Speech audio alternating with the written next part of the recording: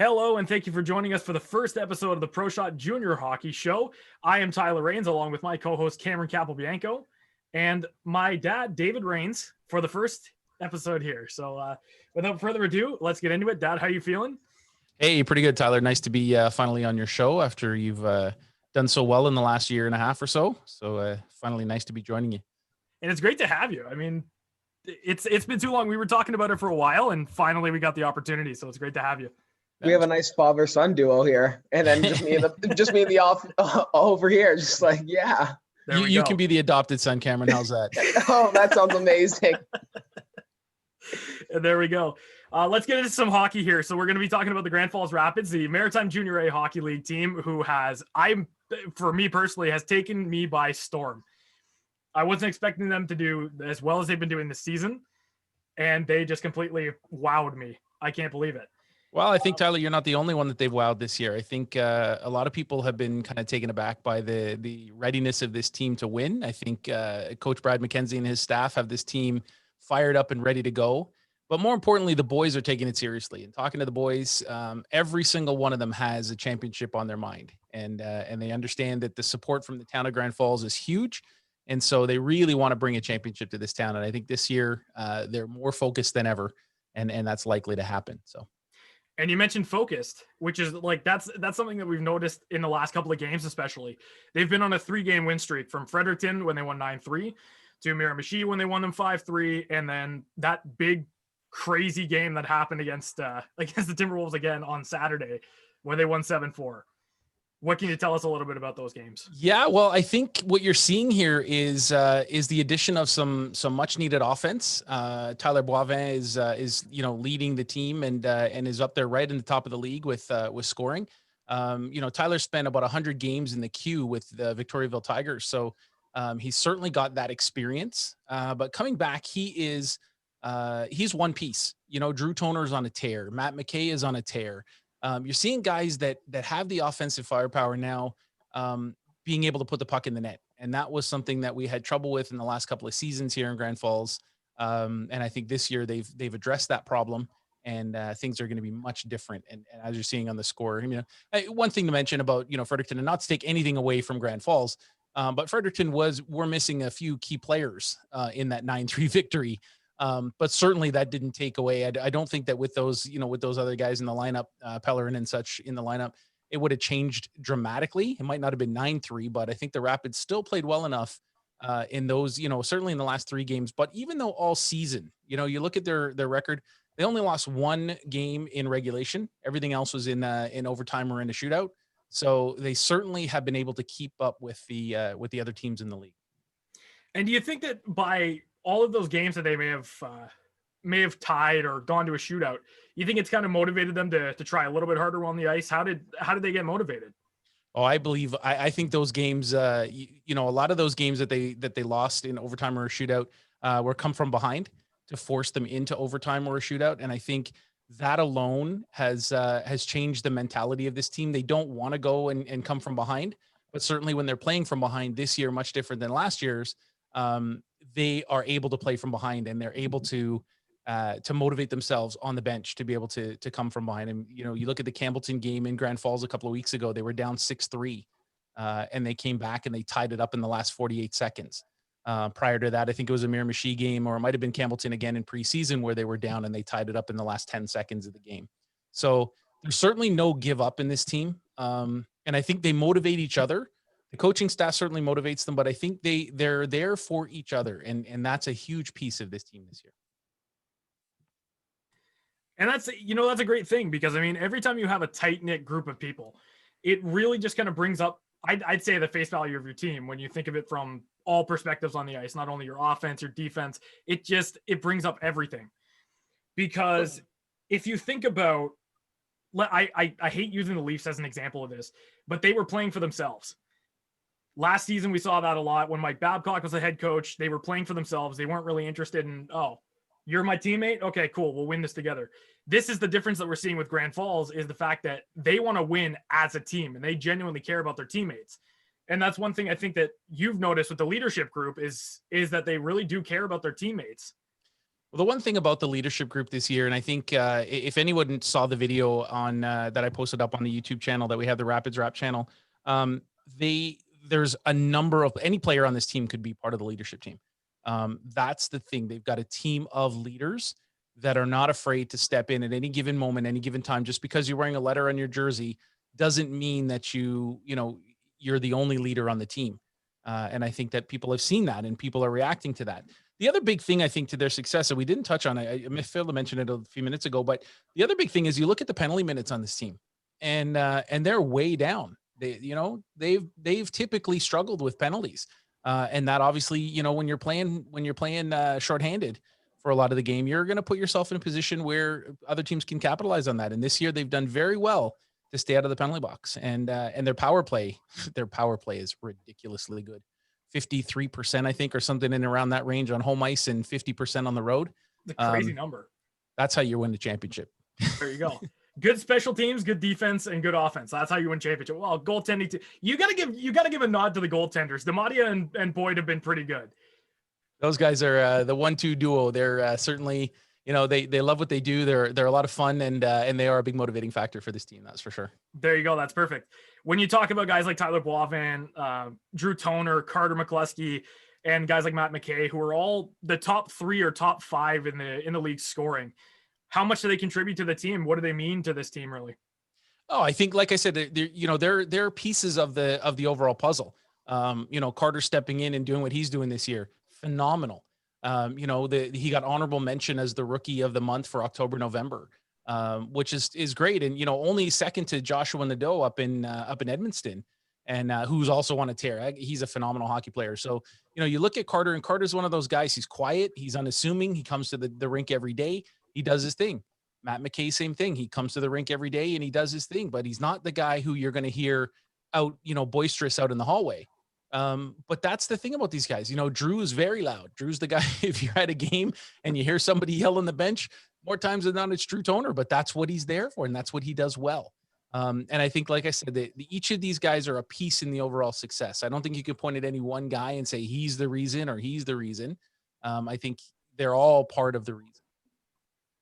And that's perfect. Looking at how well these guys have done, just not only as individual players, but as a team, they all bring something to this team, whether it's leadership or offensive abilities, maybe defensive abilities.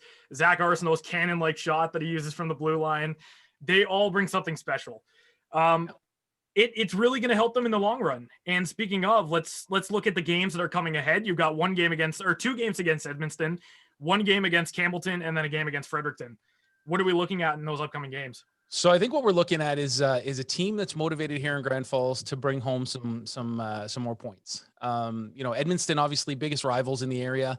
When Edmonton comes to town, the house gets rocking, and because they see each other. And I think this year, the difference with COVID and the way we're playing games in the area this year, you're seeing these teams more often than you would normally. Edmonton certainly would see normally about 3 or 4 times a year. I think we're seeing them 6 or 7 times before Christmas. So certainly those rivalries will build up even greater. But I think you're going to see a different team come out on the ice Friday night there. Campbellton, there's a little bit of healthy animosity between the 2 teams right now that have built up. And so you're going to see, I think, a very physical game. I think you're going to see, hopefully, a very disciplined game on Grand Falls' part and take advantage of those undisciplined penalties that Campbellton can take from time to time. And Fredericton, well, if you watch the Fredericton game the last time they played, and it ended in that 9-3 win, but there was some ugliness that happened toward the end of that game. And I think that there's going to be a little bit of physical play in that one too. I hope it doesn't get to the point where somebody gets hurt. Certainly nobody needs to lose any more teeth. Nick Abbott's his teeth are just starting to look pretty now. So hopefully they don't have to worry about losing any more of those. But, Cole Young, I don't think will be back for that game yet. Potentially maybe, but I don't think he's going to be back for that game. So that hopefully will keep things rather calm.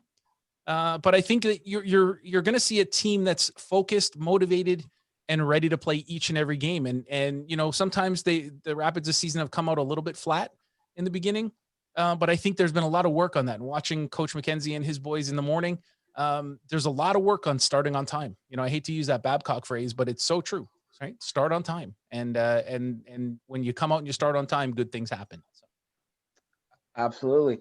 Now, my question for you is here, David. We mentioned Edmondson. They're coming into the game. Both teams coming in with a win streak. What are some things that the Rapids can do to make sure that their win streak stays alive and also put an end to Edmondson's win streak? Well, I think the biggest thing is they've got to contain Edmonton's big players.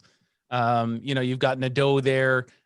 You've got a couple of guys that are always killers to Grand Falls when they come in. They always seem to have big games against Grand Falls.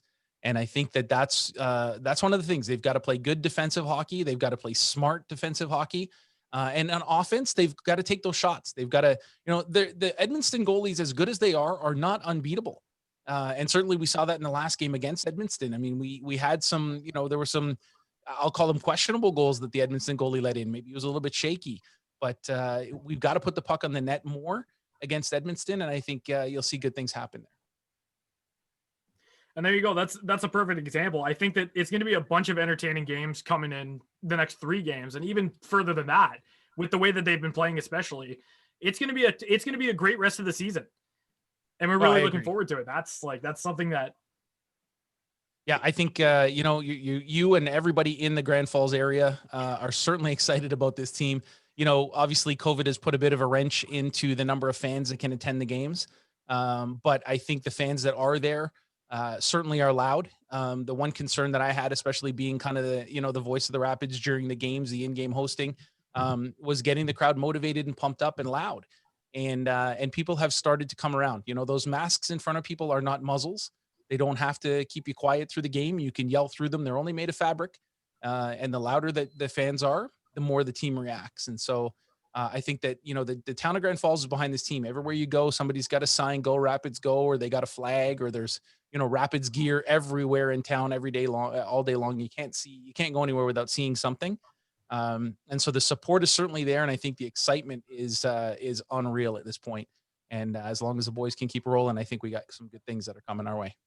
And I'm really glad to hear that. Hopefully let's roll into the playoffs in the coming months on a high note. And, Grand Falls is such a big hockey town, especially being there a couple of times, 4 games. I've seen firsthand how those fans just go absolutely nuts. They love their Rapids hockey. That's something for sure.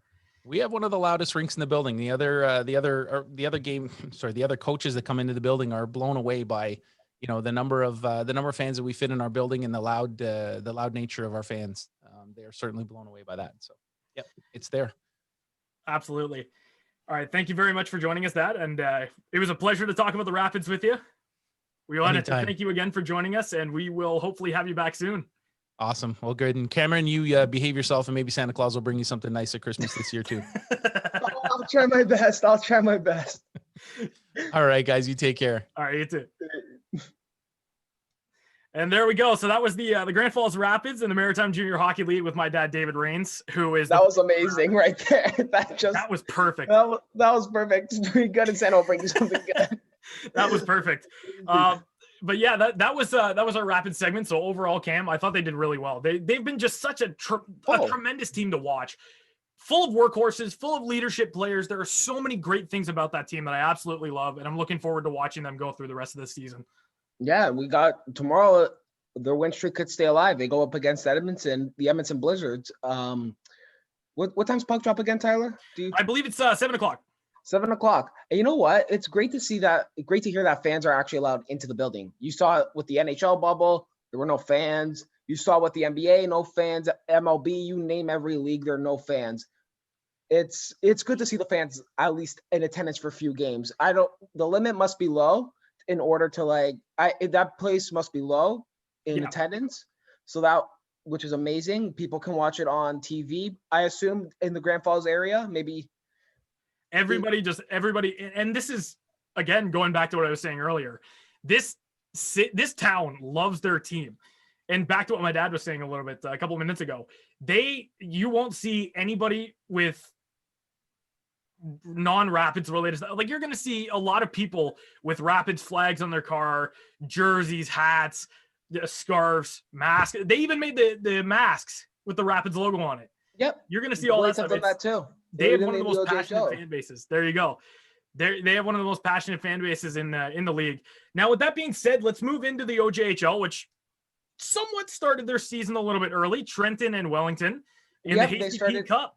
Yeah, actually, funny story. It's an 8-game series. You're usually used to that best of 7, best of 5, where the one team takes it home.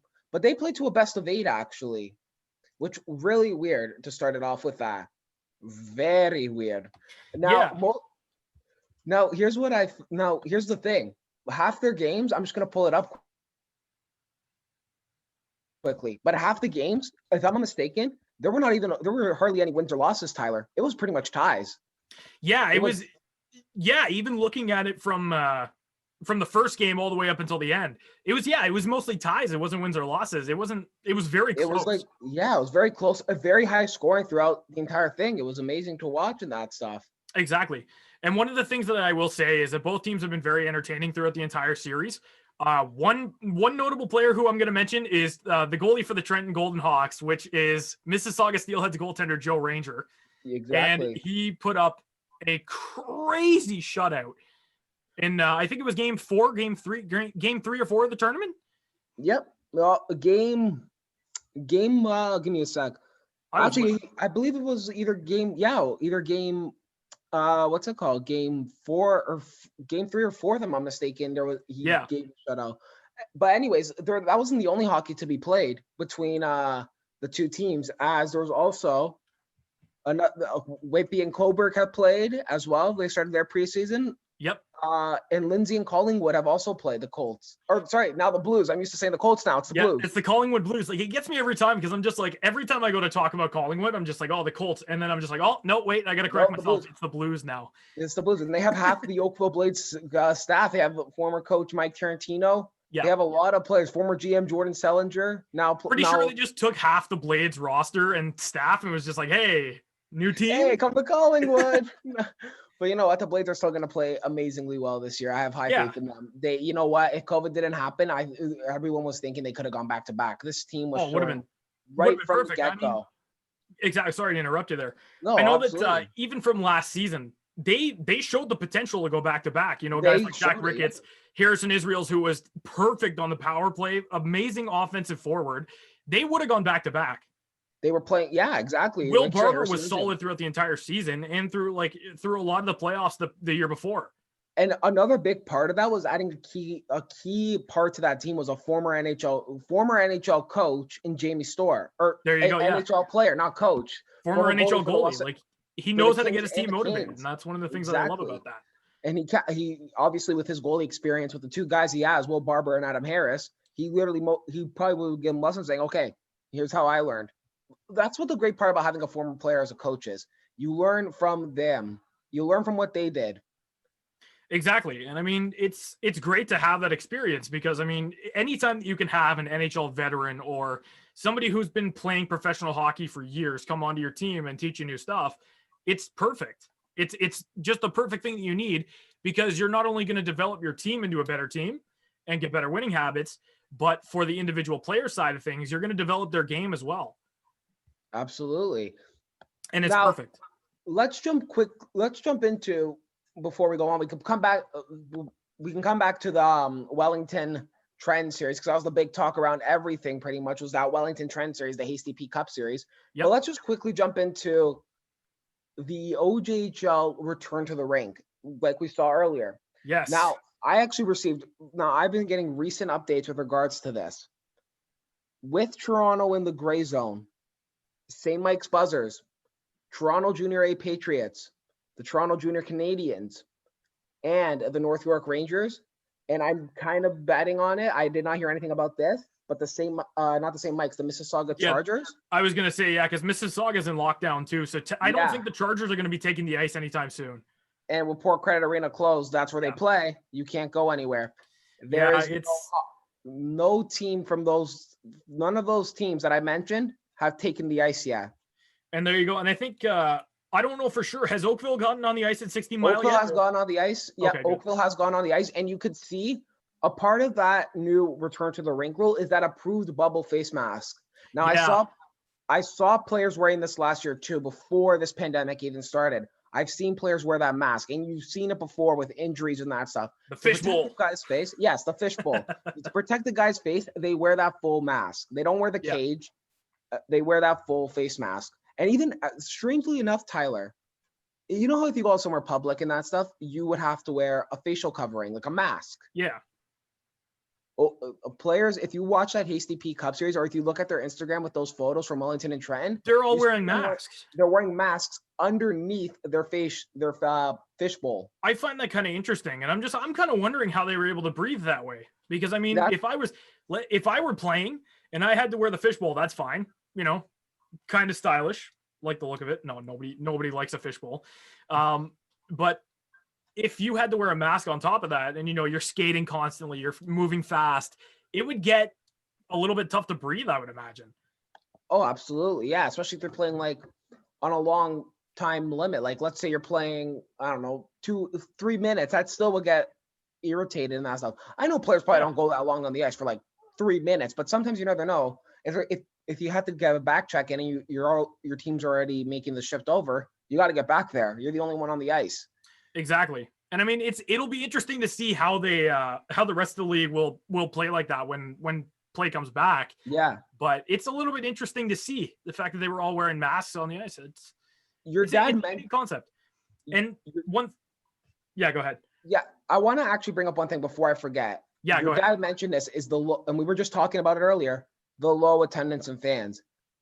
If I have a feeling if the OJHL, depending on how bad this gets in Ontario, if the OJHL somehow, some ways manages to allow a low amount of fans to go into attendance, maybe, get the crowd roaring, get them that feel of live hockey again.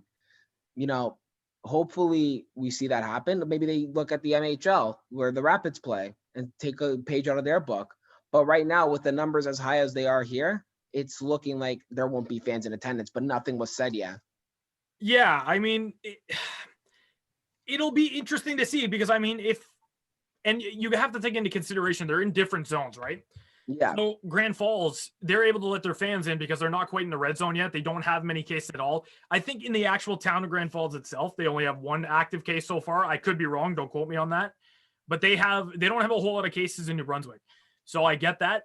But I mean, if you're moving into Ontario, it makes it a little bit tougher to bring fans into the games because you don't know who has it and who doesn't. And by the time you get all the tests done and they're already in the games, it's going to be tough to do that. So, I mean, I would let them in at limited capacity, take their temperature at the door. And if if worse comes to worse, and as much as I hate to say this, because I really want hockey to come back with fans, especially in the OHL, if worse comes to worse, just don't let the fans in. Yeah. It would just be better for everybody if we didn't spread it. But I mean, at the same time, if you can do it safely, by all means, go ahead and do it. So I didn't want to make this into a news cast today, but I just want to bring this up. There's 119 active cases of COVID-19 in New Brunswick. That's still not a lot. And that's only 119 compared to, think about that. So the whole province has 119 cases. Yeah. Ontario today alone had 1,800 plus. Yeah, absolutely. You know what? I already knew it too. Like, it's crazy. Yeah. It's crazy. What are you gonna do, man? And speaking of letting fans back into the building, the OHL is scheduled to start on February 4th. Training camps open January 27th, as we've been made aware. There are some OHL players who are still playing overseas or playing in different leagues. I know that Zach Lavoie is playing in the CCHL. I think Joe Portacalis is in Europe. I can't remember. Porto's in Europe. It's kind of interesting. I forgot the team name, but he's in Europe. And then you're just mentioning Joe Ranger. Yeah, Joe Ranger is playing in the OJHL with Trenton, like we just mentioned with that shutout. Yep, with Trenton. So I mean, they're all playing in different leagues, but I think they're going to be able to come back and regroup, which is nice. You look at the amount of people who really want to go back into the games, me being one of them. I mean, it's tough because we haven't been made aware of a lot of the information that's happening regarding what's going to happen with the season. Is there going to be the full contact or anything like that? And it's just really tough to hear because, I mean, every time I hear the OHL talk about, oh, there's going to be the no contact rule, it's just like painful to watch. It's painful to think about. It's not hockey without any contact, dude. No, it's painful to think about. Either the OJHL announced today there's no body contact whatsoever, and there's no you can't do a post altercation. Excuse me. Let me redo that. a post-altercation scrum along with anything after a whistle is blown. No body contact whatsoever. It's not hockey. It's hard to think about. I mean, even when I was talking to James Hardy a little while ago, which you'll be able to see that interview soon. When I was talking to him, he basically said he wouldn't feel comfortable playing. Thomas Harley, when he did his interview with TSN, he basically said, if the OHL comes back with no body checking, I don't think I'd really want to play. And I mean, you're going to get players. Let me just say this. If you manage to eliminate body checking from the game, you're going to get players who are going to want to opt out. Yeah. They are not going to want to play in a league that doesn't want to. Like, if the NHL can do it, why can't the OHL? If the WHL is playing, like, they haven't said anything about a no contact rule in the WHL. Exactly. Sure, they have different COVID circumstances, but I mean, they haven't said anything about it. Yeah, but I haven't heard anything about even the QMJHL. They just put their season on pause just now. Like, yeah, until January 3rd because of the cases. Exactly. But like, if they return, are they going to put the no body contact rule into effect too? Yeah, they haven't for the whole season, for the season up to this point. It's strange. It's a foreign concept because I mean, how would you get the puck off of guys, right? Yeah. How would you get into the corners? You can't. I don't know if I'd feel comfortable with seeing a whistle every play. Yeah. Like a game that would have been starting at 7 o'clock and end at 10:30 is now going to end at like 11:30, 12 o'clock. Because of the no body contact. Because of the no contact rule. And I mean, I don't like that idea. I don't like the concept of it. When it was initially brought up, I thought to myself, I'm just like, why? Why would you even consider it? And then I get the whole thing that you're trying to reduce the cases, but I don't know. I don't know if I'd feel comfortable watching the league like that. Nobody would feel comfortable, man. It's like, well, how do I put it? It's like you're putting up. You're playing pond hockey like a full 60 minutes, basically. There's no hitting in pond hockey.